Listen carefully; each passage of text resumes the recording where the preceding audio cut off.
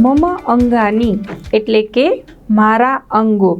મિત્રો, ગુજરાતી ભાષામાં તો આપણે આપણા અંગોના નામ છે એ જાણતા હોઈએ છીએ। આપણા જેમ કે વાળ છે, નખ છે, દાંત છે, હાથ છે, પગ, મોઢું, નાક, આંખ। જુઓ, તમને અહીં વિવિધ અંગોના ચિત્ર આપેલા છે। તો આપણું એક શરીર છે, પણ એની અંદર વિવિધ અંગો છે અને દરેક અંગોના અલગ અલગ નામ આવેલા છે। આ નામ આપણે આજે અહીં સંસ્કૃતમાં ભણવાના છે કે આને સંસ્કૃતમાં શું કહેવાય છે। કાન છે, નખ છે, પગ છે, બરાબર। આપણા એક શરીરમાં અનેક અંગો છે અને એના ગુજરાતી નામ કરતાં આપણે હવે સંસ્કૃત નામ છે એ કેવા હોય છે, એમાં કેવી રીતે કહેવાય છે, એનો આ પાઠ દ્વારા અભ્યાસ કરવાનો છે। મમ અંગાની એનું આપણે ગુજરાતી થશે મારા અંગો।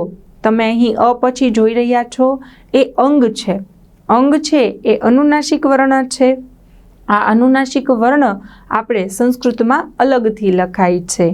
જુઓ, અહીંયા સુંદર મજાનું ચિત્ર આપેલું છે અને એ ચિત્રમાં શરીરના જે અલગ અલગ અંગો છે એ પણ દર્શાવ્યા છે અને એને સંસ્કૃતમાં શું કહેવાય છે એ પણ દર્શાવ્યું છે।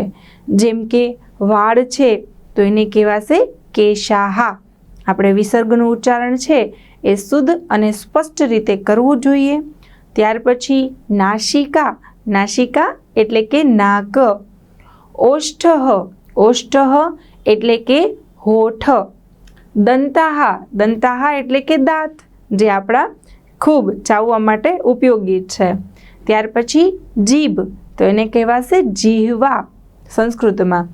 આમ તો સંસ્કૃત અને ગુજરાતી બંનેના નામ છે એ થોડાક સમાન આવે છે। ત્યાર પછી છે મુખમ, મુખમ એટલે કે મોઢું।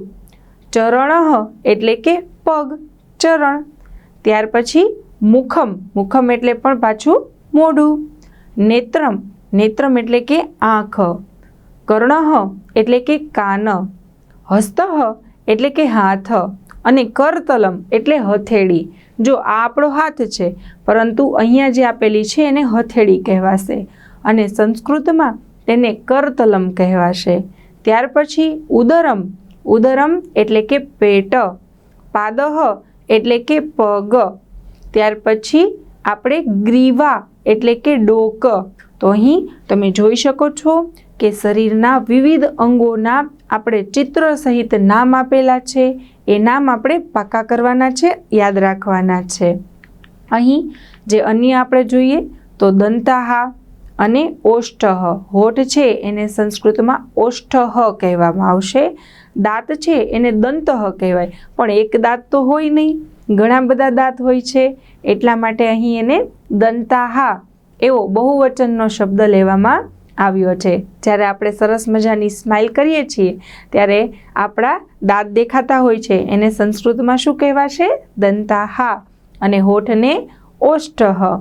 ત્યાર પછી જે જીભ છે એને કહેવાશે જીહવા। અહીં તમે હ અને વ જોડાક્ષર તરીકે લખવા જોઈએ। જીહવા એટલે કે જીભ।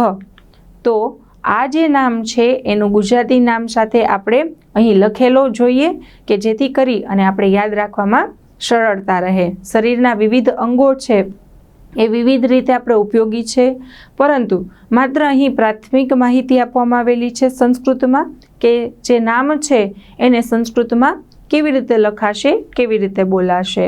જેમ કે દંતાહા, તો દંતાહાનો અર્થ થશે દાંત। ગુજરાતીમાં લખતા સમયે આપણે દા ઉપર અનુસ્વાર કરવાનો છે।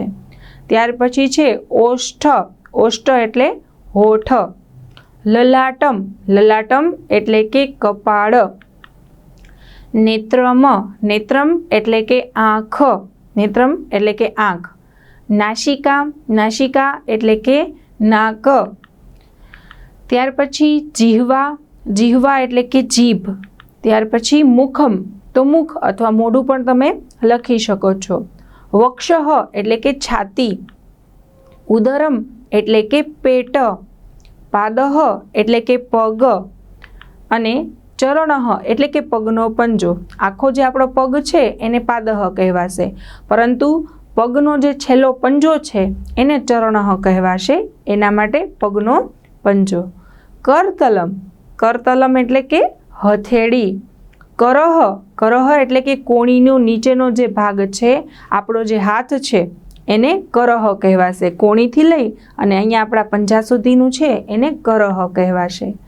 હસ્તઃ એટલે કે કોણીનો ઉપરનો જે ભાગ છે એને હસ્તઃ કહેવાશે. બરાબર, બંને કરહ એટલે પણ હાથ થાય, હસ્તઃ એટલે પણ હાથ થાય, પરંતુ સંસ્કૃતમાં છે એ કોણીથી લઈ અને પંજા સુધી જે હોય એને કરહ કહેવાય, અને જે આખો છે કોણીથી ઉપરનો ભાગ એને હસ્તઃ કહેવાય છે. ત્યાર પછી આપણે જોઈએ તો ગ્રીવા. ગ્રીવા એટલે કે ગરદન અથવા ડોક. કર્ણઃ, કર્ણઃ એટલે કે કાન, જે આપણે સાંભળવામાં ઉપયોગી છે. ગ્રીવા એટલે કે ડોક, જેના દ્વારા આપણે અહીંથી ત્યાં અને ત્યાંથી અહીં જોઈ શકીએ છીએ. કેશાહા, કેશાહા એટલે કે વાળ. જો આ બધા જ શબ્દો છે એ ખૂબ સરળ છે. શરીરના વિવિધ અંગો વિશે આપણે પૂછાય કે ભાઈ નાક છે એને સંસ્કૃતમાં શું કહેવાય, તો નાસિકા. હાથને હસ્તઃ અથવા કરહ, હથેળીને કરતલમ, આંખને નેત્રમ, કપાળને લલાટમ, મોઢું છે તો મુખમ, વાળ છે તો કેશાહા, કાન તો કર્ણઃ, ડોક તો ગ્રીવા. આ રીતે શરીરના જે વિવિધ અંગો છે એના નામ અહીં સંસ્કૃતમાં જે આપ્યા છે એ બધા જ આપણે લખી અને પાકા કરીશું.